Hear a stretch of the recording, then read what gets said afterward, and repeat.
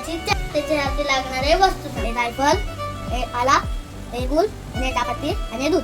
आता आपण दूध टाकू. आता दुधाला उकळी येऊ द्या. टाकूया चहा पावडर.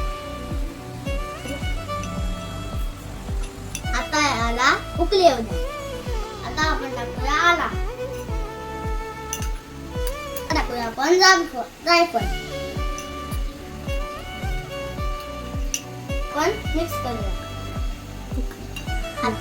आता आपण गॅस बंद करूया आणि गूळ टाकूया. आता आपण टाकूया. आता गूळ टाकल्यावर चम्मचने मिक्स नाही करायचं, तर चहा खराब होतो.